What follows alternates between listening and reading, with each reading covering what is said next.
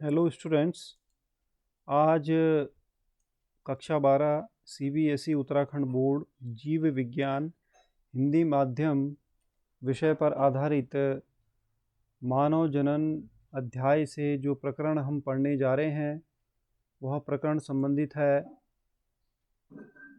मादा जनन तंत्र। मादा जनन तंत्र या फीमेल रिप्रोडक्टिव सिस्टम, जिस तरह से मानव में नर जनन तंत्र पाया जाता है, मानव में लैंगिक द्विरूपता पाई जाती है, नर और मादा शरीर पाए जाते हैं। पिछले वीडियो में आपने नर जनन तंत्र के बारे में जानकारी प्राप्त करी। आज हम मादा शरीर में स्थित मादा जनन तंत्र के बारे में जानकारी प्राप्त करेंगे। बच्चों, मादा जनन तंत्र नर जनन तंत्र की अपेक्षा अधिक जिम्मेदारी लिए हुए होता है, क्योंकि मानव जरायुज प्राणी है और मानव का भ्रूण गर्भाशय में विकसित व परिवर्धित होता है। इसलिए मादा जनन तंत्र नर जनन तंत्र की अपेक्षा अधिक जटिल और अधिक जिम्मेदारी लिए हुए होता है। अगर मादा जनन तंत्र को हम स्टडी करना चाहते हैं तो उसे 3 चरणों में या 3 भागों में हम स्टडी कर सकते हैं। पहला, प्राथमिक जनन अंग, जिसके अंतर्गत आते हैं एक जोड़ी अंडाशय या ओवरी। दूसरा, सहायक जनन तंत्र, जिसके अंतर्गत आते हैं अंडवाहिनी या फैलोपियन नलिका तथा गर्भाशय तथा योनि। तीसरा, इसमें सहायक जनन ग्रंथियां सम्मिलित होती हैं। यहाँ पर इस चित्र में आप देख रहे हैं मानव जनन तंत्र, उसके विभिन्न अंग।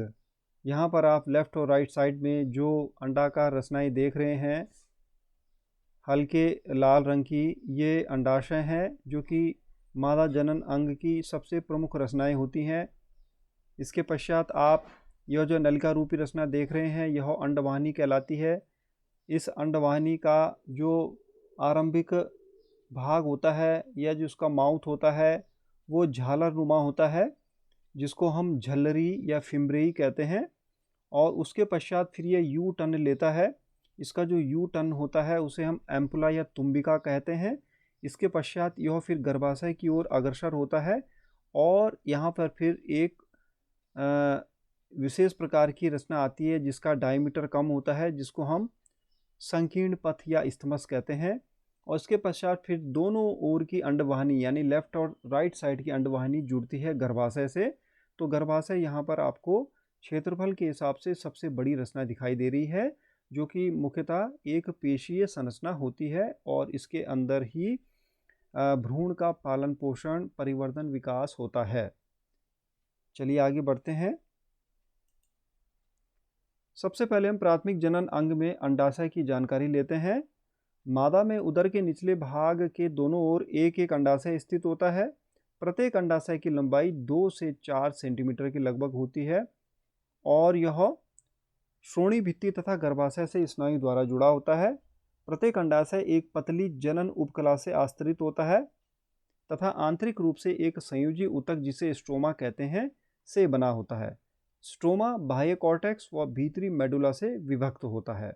यानी मोटे तौर पर हम कहें तो बाहर से तो इसका जो आवरण होता है अंडाशय का वो जेनेटिकल वो जो है जर्म एपिथेलियम होता है और अंदर से जो इसका भाग होता है उसे स्ट्रोमा कहते हैं, जो अंडाशय को 2 भागों में विभक्त करता है, बाहरी कॉर्टेक्स और भीतरी मेडुला। अंडाशय की जनन उपकला भ्रूणावस्था से ही अनेक युग्मक कोशिकाओं या oogonia का निर्माण प्रारंभ कर देती है, परंतु इन कोशिकाओं का परिवर्धन व विकास जन्म के बाद किशोर अवस्था में ही हो पाता है। अंडाशय का जो प्रमुख कार्य है वह है अंड जनन की प्रक्रिया को संपादित करना। अंड जनन की प्रक्रिया, जो कि एक प्रकार का युग्मक जनन है, उसके द्वारा मादा युग्मक का जन्म होता है और मादा युग्मक का जन्म इसी अंडाशय के अंदर अंड जनन की प्रक्रिया से होता है। ध्यान देने वाली बात यह है बच्चों कि यह अंड जनन की प्रक्रिया मादा के जन्म से पूर्व ही इवन भ्रूणावस्था में ही प्रारंभ हो जाती है। वहाँ पर जो जनन उपकला की कोशिकाएं हैं वो अनेक प्रकार की जनन कोशिकाओं का निर्माण करने लगती हैं, जिनको हम प्रारंभिक अवस्था में oogonia के नाम से संबोधित करते हैं। यह oogonia विभाजित तो होती रहती हैं, लेकिन इनका परिवर्धन व विकास किशोर अवस्था में ही हो पाता है। भ्रूणावस्था में अंडजनन प्रारंभ होता है, जिसके अंतर्गत oogonia प्राथमिक oocyte में बदल जाती है। वह चारों ओर से अनेक कणिकामय कोशिकाओं से आवृत हो जाती है। ये रचना प्राथमिक पुटक कहलाती है। अंडजनन की प्रक्रिया बड़ी विशिष्ट होती है अंडाशय के अंदर। जो इसके अंदर प्रथम कोशिका जो oogonia बनती है, यह oogonia फिर उसके पश्चात प्राथमिक oocyte यानी प्राइमरी oocyte में बदल जाती है, और इस प्राइमरी oocyte के चारों ओर अनेक प्रकार की पुटिका कोशिकाएं या कणिकामय कोशिकाएं जो हैं इसको घेर लेती हैं, और इस तरह से जो रचना बनती है उसे हम प्राथमिक पुटक या प्राइमरी फॉलिकल कहते हैं। यह सारा वर्णन आप अभी अंडाशय की अनप्रस्थ में भी समझेंगे। किशोरावस्था में यह प्राथमिक पुटक जो है और अनेक कणिकामय कोशिकाओं से आवृत हो जाता है या घिर जाता है, और अब यह द्वितीयक पुटक या सेकेंडरी फॉलिक्यूल कहलाता है। द्वितीयक पुटक जल्द ही तृतीय पुटक में परिवर्तित हो जाता है, जिसके भीतर एंट्रम नाम की गुहा पाई जाती है। तृतीयक पुटक के भीतर स्थित प्राथमिक oocyte अब आकार में वृद्धि करने लगता है और प्रथम अर्धसूत्री विभाजन द्वारा द्वितीयक oocyte एवं प्रथम ध्रुवीय पिंड में विभक्त हो जाता है। तो ये आपको वर्णन में अंडजनन का बता रहा हूँ, इसका विस्तृत वर्णन तो आप अगले अंडजनन के पृथक प्रकरण में समझेंगे। यहाँ पर मैं आपको बता रहा हूँ कि अंडाशय के अंदर जो ये गतिविधि हो रही है अंडजनन की, इसके अंदर संक्षेप में बता रहा हूँ कि प्राथमिक oocyte जो बना, अब यह जो है तृतीयक पुटक के भीतर स्थित है। यह अर्धसूत्री विभाजन करता है, जिसके द्वारा इसकी फर्स्ट फेज में द्वितीयक oocyte बनता है और एक ध्रुवीय पिंड बनता है, जो कि एक छोटी कोशिका होती है। तृतीयक पुटक फिर आगे चलकर परिपक्व या ग्राफी पुटक में बदल जाता है, जो कालांतर में फटकर द्वितीयक oocyte को अंडाशय से मोचित कर देता है या निकाल देता है। यह प्रक्रिया अंडोत्सर्ग कहलाती है। तो बच्चों, अब अंडाशय से युग्मक के बाहर निकलने की बारी आती है, और वो युग्मक होता है ग्राफी पुटक के अंदर। उस युग्मक को हम अभी द्वितीयक oocyte कहते हैं, और यह फिर अंडाशय से बाहर निकलता है, जिसे हम ओव्यूलेशन या अंडोत्सर्ग कहते हैं। अंडोत्सर्ग के पश्चात जो पुटिका बच जाती है वह जो है अवशेषी रूप में पीतपिंड या कॉर्पस लुटियम कहलाती है। यहाँ पर आप देखिए अंडाशय के अनप्रस्थ काट। यहाँ पर आप देखेंगे कि शुरुआती दौर में अनेक प्रकार की यहाँ पर पुटिकाएं बन रही हैं, और वे पुटिकाएं फिर कणिका में कोशिकाओं से आवृत हो जाती है, घिर जाती है, और फिर बनती है प्राथमिक पुटक। यह प्राथमिक पुटक आपको दिखाई दे रहा है, प्राइमरी फॉलिकल आपको दिखाई दे रहा है। फिर ये उत्तरोत्तर वृद्धि करता जाता है, और फिर द्वितीयक पुटक बनता है। द्वितीयक पुटक के पश्चात फिर तृतीयक पुटक बनता है, और तृतीयक पुटक की विशेषता होती है इसके अंदर पाई जाने वाली विशिष्ट गुहा, जिसे एंट्रम या गह्वर गुहा हम कहते हैं, और इसके बाहर बहुत ज़्यादा कणिका में कोशिकाओं का आवर्त या घेरा पाया जाता है। इसके पश्चात तृतीयक पुटक बदल जाता है ग्राफी पुटक में, और ग्राफी पुटक के अंदर फिर ये जो सेकेंडरी oocyte है यह आबद्ध है, और उसके पश्चात फिर हार्मोन के प्रभाव से यह ग्राफी पुटक फट जाती है, और इसके अंदर जो मादा युग्मक है द्वितीयक oocyte के रूप में वह फिर रिलीज हो जाता है, जिसे हम अंडाणु यहाँ पर कह सकते हैं। यह अंडाणु रिलीज हो जाता है, और फिर यह क्रिया अंडोत्सर्ग कहलाती है। इसके पश्चात जो शेष रचना यहाँ पर बचती है इसे हम पीतपिंड या कॉर्पस लुटियम कहते हैं। यहाँ पर इस डायग्राम में आप अंडाशय के अनप्रस्थ काट को और भी स्पष्ट तरीके से समझ पाएंगे। यहाँ पर आप अंडजनन की विभिन्न चरण देख रहे हैं। यहाँ पर प्राथमिक ये प्राइमरी ओवम, प्राइमरी फॉलिकल आपको दिखाई दे रहा है, और उसके अंदर ये आपका प्राथमिक oogonia, और इसके अंदर ये आपको ये सेकेंडरी ओवम यानी सेकेंडरी oocyte आपको यहाँ पर दिखाई दे रही है ग्राफी पुटक के अंदर। फिर ग्राफी पुटक फट रही है, और सेकेंडरी ओवम या सेकेंडरी oocyte यहाँ से बाहर निकल रही है, और अंडोत्सर्ग की क्रिया ये कहलाती है। इसके पश्चात जो शेष रचना यहाँ पर दिखाई दे रही है इसे हम कॉर्पस लुटियम या पीतपिंड कहते हैं।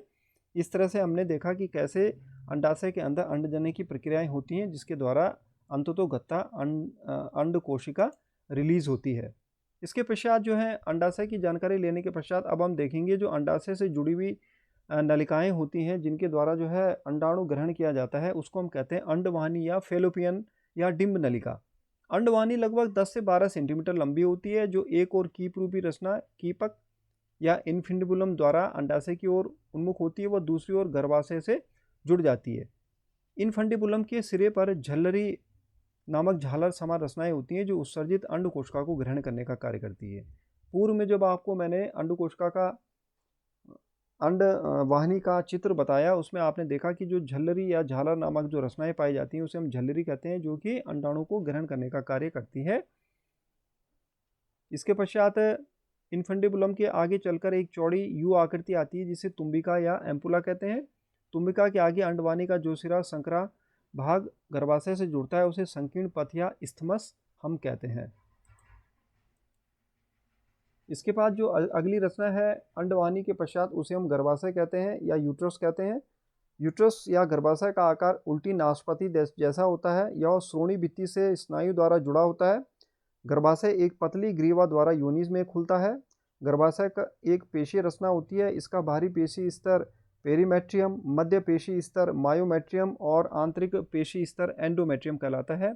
यहाँ पर ध्यातव्य है कि एंडोमेट्रियम वह पेशी स्तर है जिससे भ्रूण अंतर्रोपित होता है। तीसरी जो रचना है उसे हम योनि या वैजानय कहते हैं। योनि का निर्माण गर्भाशय के दोनों छोर मिलने से होता है और यह गर्भाशय के नीचे एक थैली समान संरचना होती है। योनि बाहर की ओर भक के रूप में खुलती है और मैथुन के समय योनि शिश्न से वीर्य प्राप्त करती है। अंतिम जो रचना है मादा जनन तंत्र की सहायक ग्रंथियों के रूप में जिसे हम कहते हैं बार्थोलिन ग्रंथियां। बार्थोलिन ग्रंथियां एक जोड़ी ग्रंथियां होती हैं जो योनि की पार्श्व सतह पर खुलती हैं। ये एक चिपचिपे क्षारीय द्रव का स्रावण करती है जो कि एक स्नेहक या लुब्रिकेंट का कार्य करता है। तो इस तरह से हमने ये मादा जनन तंत्र के विभिन्न अंगों को देखा। यहाँ पर एक बार हम पुनः देखते हैं और रिवाइज करते हैं। ये आपने अंडाशय दो ग्रंथियां देखी हैं लेफ्ट और राइट साइड की, जो कि मुख्य मादा जनन अंग होता है जिनके द्वारा अंडाणु का निर्माण होता है। इसके अंदर अंड जनन के द्वारा अंडाणु का निर्माण होता है जो कि इससे निकलकर फिर अंडवाहिनी के द्वारा ग्रहण किया जाता है। अंडवाहिनी की ये झल्लरी नाम की रचनाएं हैं, ये अंडाणु को ग्रहण करती हैं और इसके पश्चात फिर अंडाणु अग्रसर होता है यूट्रस की तरफ, गर्भाशय की तरफ, और यहीं पर फिर तुम्बिका और संकीर्ण पथ के संधि स्थल के बीच में निषेचन की क्रिया होती है और फिर जायगोट यहाँ से गति करता है गर्भाशय की ओर, और गर्भाशय की फिर जो आंतरिक पेशी स्तर होता है एंडोमेट्रियम, उससे वो अंतर्रोपित होता है। इसके विषय में हम आगे जानकारी लेंगे। तो यहाँ पर मुख्यतः हमने ये अंडाशय देखा, इसके बाद ये अंडवाहिनी, इसकी विभिन्न रचनाएं एम्पुला, इन्फेंडिबुलम, इस्थमस, झल्लरी, ये सब रचनाएं हमने देखी। और फिर ये यूट्रस जो सबसे बड़ी रचना यहाँ पर आपको दिखाई दे रही है जिसके अंदर भ्रूण का परिवर्धन व विकास होता है। और यहाँ पर ये योनि, ग्रीवा, नाल, गर्भाशय ग्रीवा सब आपको दिखाई दे रहा है। आशा करता हूँ आपको मादा जनन तंत्र के विषय में जो मैंने जानकारी आज प्रदान की यह आपको मादा जनन तंत्र से संबंधित सभी पक्षों को आत्मसात करने में मदद करेगी और इस कोरोना काल में आपके अध्ययन को अनवरत जारी रखने में मदद करेगी। धन्यवाद। Best of luck.